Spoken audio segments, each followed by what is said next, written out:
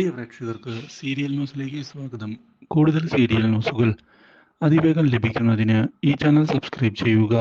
Bell icon മറക്കാതെ click ചെയ്യുക. Video ഇഷ്ടമായി എങ്കിൽ ലൈക്ക് ചെയ്യാൻ മറക്കരുത്. ഇനിയും പേടിച്ച് ജീവിക്കാൻ താൻ തയ്യാറല്ല എന്നുള്ള തീരുമാനത്തിൽ ഉറച്ചു നിന്നുകൊണ്ട് കാര്യങ്ങൾ മുന്നിലേക്ക് കൊണ്ടുപോവുകയാണ് അഭിഷേക്. എടാ, നീ തീർന്നടാ, ഇനി നീയില്ല എന്ന് വ്യക്തമാക്കുകയാണ് ഇപ്പോൾ രാഹുൽ. ഇതോടെ തോക്കു ചൂടുന്ന രാഹുലിന്റെ മുന്നിലേക്ക് കടന്നു വരികയാണ് ഇഷ. ഇല്ല, ഒരിക്കലും അതിനെ ഞാൻ സമ്മതിക്കില്ല. എന്നെ കൊന്നിട്ട് വേണം അബിയെ നിനക്ക് തൊടാൻ. ഇതോടെ അങ്ങോട്ട് മാറി നിക്കടി എന്ന് പറഞ്ഞ് കൈയോടെ പിടിച്ചു വലിച്ച് താഴേക്കെറിഞ്ഞിരിക്കുകയാണ് ഇഷയെ അവൻ.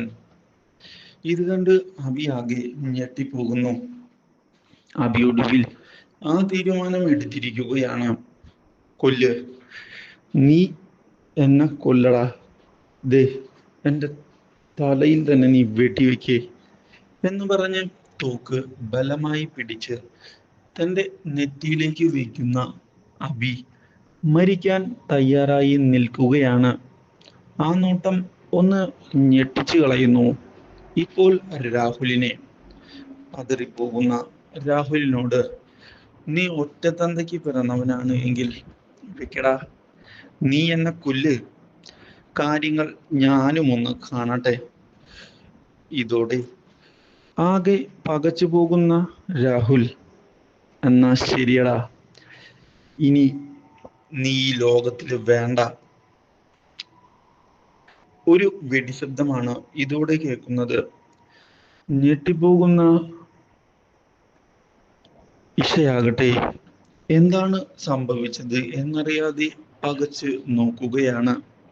ഇതോടെ രാഹുൽ ഇഷയെ തിരിഞ്ഞു നോക്കുന്നു. തീർന്നില്ലേ അവൻ? അവൻ്റെ ഒരു ഭീഷണി, അതും എന്നോട്.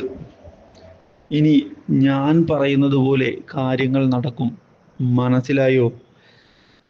ഇനി നിന്റെ ഊഴം. ഇതോടെ ഇഷയെയും കൊല്ലുന്നതിനായി മുന്നിലേക്ക് പോവുകയാണ് ഇപ്പോൾ രാഹുൽ. ഇനി എനിക്കും ജീവിക്കണ്ട, എൻ്റെ അബി ഇല്ലാത്ത ജീവിതം എനിക്കും വേണ്ട. നിനക്ക് എന്നെയും കൊല്ലാം, ഇഷ വ്യക്തമാക്കിയിരിക്കുകയാണ്. ഇതോടെ ഇഷയ്ക്ക് നേരെയും വെടിവെക്കാൻ തോക്ക് ഉതിർക്കുകയാണ് ഇപ്പോൾ രാഹുൽ. പിന്നീട് ഒരു വെടിശബ്ദമാണ് കേൾക്കുന്നത്. ഇതെല്ലാം കണ്ട് ആകെ ഞെട്ടിപ്പോവുകയാണ് ഇപ്പോൾ റാംമോഹൻ. ഇങ്ങനെയൊക്കെ സംഭവിക്കുമോ എന്ന് ആലോചിച്ചുകൊണ്ട് റാംമോഹൻ ആകെ ടെൻഷനിൽ ആയിരിക്കുകയാണ്. Do like, share and subscribe.